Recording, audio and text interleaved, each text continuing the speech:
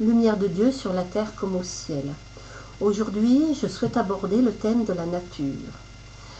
La nature dans les textes sacrés et le principe cosmique du Christ. Selon Ivanov, le Christ est un principe cosmique. C'est un principe que l'on doit intégrer, que tout homme, toute âme peut intégrer. La nature, dans les textes sacrés, est extrêmement importante. Elle commence dès la rédaction de la Genèse, quand Dieu parle de la terre, des arbres, des animaux. Elle arrive toujours avant les humains. La terre existait déjà bien avant que Dieu amène son feu multiplicateur et son feu pour éclairer la terre de sa lumière. Les ténèbres avant régnaient sur la terre. Sur toutes les planètes, il y a la part de ténèbres et la part de lumière. Les unes et les autres sont toujours liées. Il y a toujours un rapport. Plus la lumière augmente sur une planète, plus les ténèbres règnent. La nature fait partie de nous. Elle est là pour nous aider, pour nous apporter. Et nous, en tant qu'humains, nous la négligeons, nous la bafouons, nous ne la respectons pas. Nous commettons à l'heure actuelle un génocide énorme qui est le génocide animal, sans compter le génocide qui s'est créé dans les générations antérieures, notamment sur toute la végétation, et qui se crée encore à l'heure actuelle, notamment dans les forêts amazoniennes.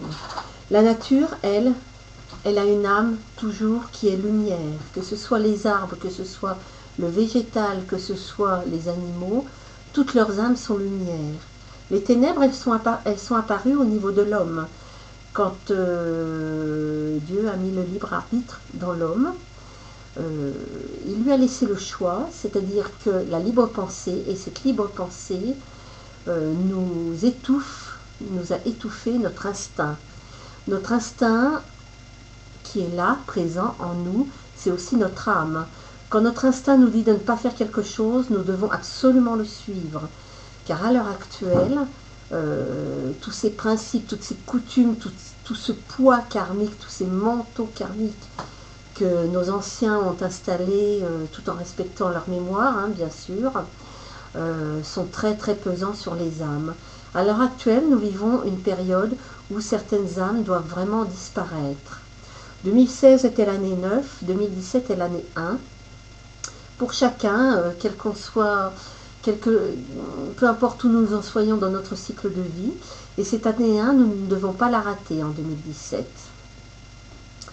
L'année 1, en 2017, les chrétiens parlent de Marie, une nouvelle reine de l'Arche d'Alliance.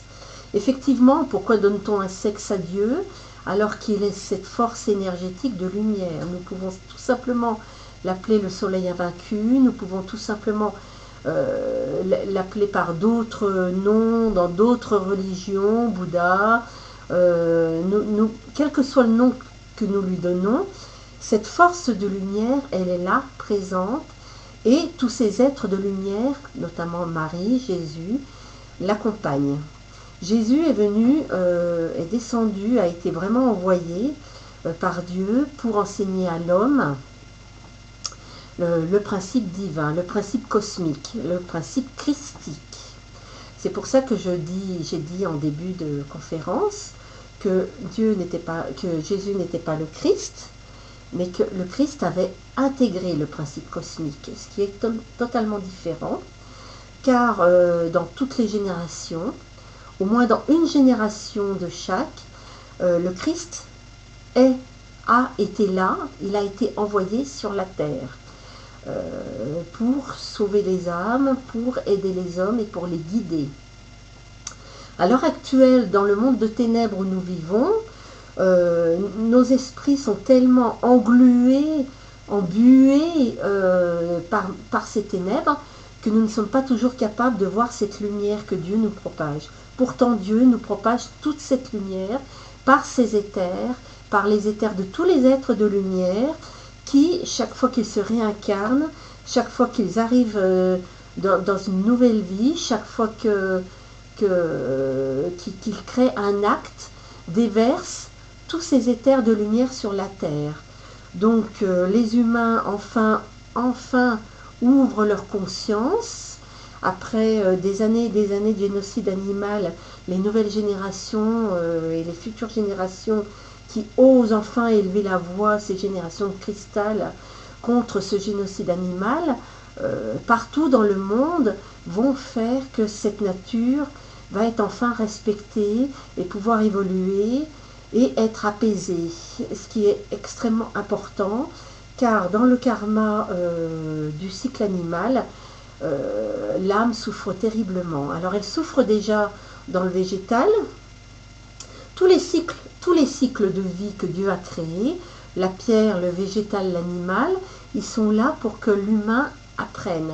Mais pour que l'humain, lorsqu'il arrive dans son choix de libre arbitre, choisisse la lumière et l'amour. En fait, quand l'humain n'a pas compris la leçon, quand l'âme dans le cycle de l'humain n'a pas compris la leçon, c'est pas difficile, elle retourne dans le cycle de la pierre. Et puis pour mieux lui faire comprendre la leçon, on lui tape dessus. Alors on lui tape dessus aussi dans le cycle du végétal, lorsqu'on coupe un arbre, même quand on râpe une carotte. Et elle est là aussi dans le cycle de l'animal. Toutes les souffrances à l'heure actuelle animales sont intolérables pour l'âme des hommes. Ce génocide animal est vraiment le reflet de la violence de l'humain sur Terre. C'est pour ça qu'il est très important de construire ce monde où les humains laisseront beaucoup plus de place à l'âme, c'est-à-dire à la lumière. Pour l'instant, les humains laissent la place à l'esprit, ce qu'Ivanov a appelé aussi le Père cosmique, l'esprit dominateur, l'esprit qui appartient aussi à la matière. Mais l'âme est là et elle se réveille de plus en plus par cette lumière de femme, cette lumière de Marie, qui ne lâche pas prise, qui a lancé de nombreux messages, par exemple comme Notre-Dame de Fatima, aux populations. Elle a lancé de nombreux messages aux hommes aussi, qui ne l'ont pas entendu, notamment lorsqu'elle est apparue pour la 6e fois en début de siècle. Mais elle est là aussi présente pour réveiller toutes les âmes en amour, afin que l'âme enfin atteigne le cœur des hommes, afin que l'âme puisse à un moment donné apporter cette petite lumière, cet instinct, peu importe comment vous l'appellerez, peu importe la religion que vous avez. La chrétienté m'appartient, mais aussi le druidisme. Donc je ne suis pas là pour juger, je suis là envoyée, comme Thérèse de Lisieux le disait, en tant qu'ange de paix et non pas juge de paix. Donc en revenant à la nature, cette nature qui souffre énormément, ce n'est pas un schéma qui est concevable. Parce que quand l'âme se reproduit justement dans l'être humain, il ne peut que répercuter cette violence. Jésus, le Fils divin, est arrivé pour créer la lumière sur la terre, mais aussi pour sauver les âmes. Sauver les âmes, c'est-à-dire en ce temps-là, parce qu'on parle quand même en des temps très reculés, où les hommes avaient vraiment la primauté sur les femmes et où la voix des femmes ne comptait pas, où l'on battait sa femme pour pas grand-chose. Et donc, oui, puisque c'est en 325 que Constantin a relié tous ces évangiles, tous ces textes sacrés reçus en canalisation, et je dis bien en canalisation, tous ces textes de la Bible qui sont vraiment sacrés et qu'il faut relire et le relire constamment pour vraiment comprendre le sens. Donc, elle est présente, cette nature, dans tous les textes sacrés. Quand on relit et relit constamment cette Bible, on s'apercevra qu'elle est vraiment le miroir de la création, comme Ivanov le disait bien effectivement. Donc j'en reviens à Jésus qui est arrivé pour sauver les âmes. Effectivement, Jésus a vu que l'homme n'était pas du tout à l'image de Dieu, ne correspondait pas du tout à l'amour universel, à l'amour qu'il déversait sur les autres, et à l'amour de respect aussi par rapport aussi aux animaux. Sauver les âmes, pour vous dire que dans son principe à lui, c'était surtout ouvrir les consciences. Ouvrir les consciences à cette lumière qui est propagée constamment, et cette lumière qui ne doit absolument pas mourir, parce qu'elle quitterait la Terre définitivement, et là, ça serait l'extinction vraiment de l'humanité, puisque Dieu se détournerait de la Terre. Dieu s'en est déjà détourné pas mal, en nous laissant à nos ténèbres, que nous avons nous-mêmes engendrées, bien évidemment, puisque Dieu n'est pas là venu pour régler les humeurs des humains, il est là justement pour simplement éclairer et guider, et à ce que ces humains, à pousser les humains à le voir. C'est à nous, humains, de faire l'effort de le voir, de faire l'effort de travailler sa lumière, de faire l'effort de nous débarrasser, de pacifier ces manteaux karmiques, d'avancer et de ne plus prendre chaque chose comme un poids, comme un barrage, notamment lorsque l'on médite, notamment lorsqu'on l'on prie, notamment lorsque on se permet de juger telle ou telle situation. La lumière est là, elle est là présente, et si l'âme laisse à l'heure actuelle plus la place à cette lumière, à ce souhait de vouloir se dégager, se désintégrer, s'exorciser, donc c'est aussi mon travail d'exorciste, l'âme enfin resplendira à travers l'être humain. Ce génocide animal, il a commencé au moment d'Adam, lorsqu'il s'est détourné de Dieu et qu'il a retourné son regard vers Ève, mais aussi il n'a fait que chuter, puisque Adam et Ève étaient des anges déchus, il n'a fait que chuter après au moment de Noé, quand l'homme a vu qu'il pouvait tuer un animal et ne pas être foudroyé par Dieu. Donc son esprit s'est aperçu de ça, mais son esprit ne s'est pas aperçu du mal qu'il faisait à son âme. Et sauver les âmes, la mission du Christ, c'était vraiment ça, de dire arrêtez tous ces génocides, arrêtez de maltraiter toute vie, puisque toute vie porte en elle une âme, et ça c'est un proverbe aussi africain, d'arrêter de maltraiter toute vie, d'arrêter de répondre à vos esprits qui n'appartiennent qu'à la matière. Dernière chose avant de nous quitter, je vois beaucoup de gens qui paraissent très très souriants, qui paraissent très dans l'amour, très dans je viens vers toi, j'ouvre mes bras. Il faut absolument savoir que ces gens, ils occultent la part de ténèbres qui est en eux. Et ça, il ne faut pas oublier, il ne faut pas occulter cette part de ténèbres qui est en chacun. Parce que si on l'oublie quelque part, elle reste là, profondément inscrite en nous, dans nos mémoires karmiques, dans les mémoires karmiques de l'âme, et surtout dans la mémoire karmique de l'univers, où elle continue à s'inscrire.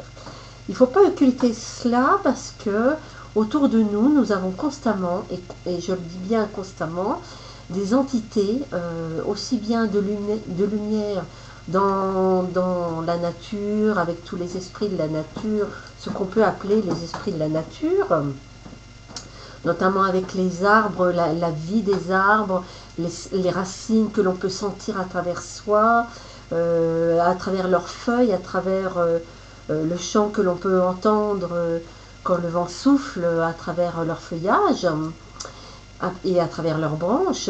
Mais ces entités ténébreuses, elles sont là aussi très présentes, surtout dans tout ce qui est ville, dans tout ce qui est transport en commun, bus, même avion, train. Elles se multiplient, et ces âmes ténébreuses peuvent être uniquement des entités qui ne trouvent pas la lumière et qu'il faut aider à passer en lumière, puisqu'encore dans ma dernière vision, j'ai aidé à ce passage d'âmes, d'humains qui sont à la porte du tunnel de lumière et qui n'arrivent pas à trouver la clé pour ouvrir cette porte, ce tunnel qui mène jusqu'à Dieu, mais elles sont là pour nous rappeler qui l'on est, elles sont là pour nous dire que oui, effectivement, on a le libre arbitre et qu'il faut aussi écraser cette part de ténèbres qui est en nous pour pouvoir renouveler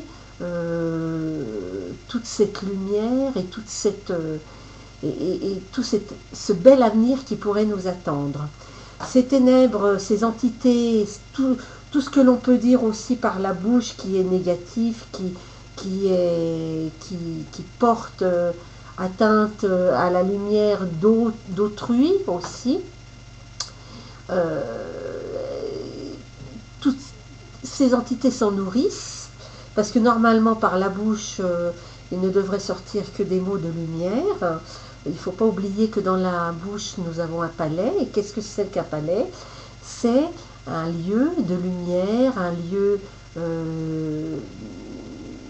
de plaisir. Seulement la bouche, à l'heure actuelle, n'est plus un lieu de plaisir. Elle est un lieu où le serpent se déverse en quantité. Quelquefois, et même beaucoup de fois, sans même la moindre raison, sans même la moindre justification. Donc c'est pour rappeler que cette part de ténèbres, elle existe en tout le monde, que l'homme ne pourra jamais être parfait, et que c'est justement à l'homme de travailler sur cette part de ténèbres afin de moins nourrir toutes ces entités ténébreuses autour de nous, et que toutes ces entités ténébreuses fassent beaucoup la place pour laisser place aux entités de lumière enfin. Alors effectivement, dans notre monde, beaucoup d'âmes à l'heure actuelle rappelées et envoyées soit par elles-mêmes, soit par leur unité céleste, soit par Dieu, reviennent sur la terre pour rappeler aux gens cette lumière, mais c'est aussi à nous, humains, de nous élever, de dégager et d'avoir cette volonté que la terre soit beaucoup plus lumineuse, beaucoup moins violente, que nous soyons soumis à un monde plus léger, plus calme, moins stressant, moins dans la matière, et surtout faire un retour aux vraies valeurs de la vie, un retour sur soi-même, qui soit moins dans la consommation, où l'argent est toujours sa place, mais une place beaucoup plus légère, beaucoup moins pesante, et où l'on puisse s'éveiller en beaucoup plus de tranquillité. Voilà, ça c'était pour terminer cette conférence. Je vous dis à bientôt.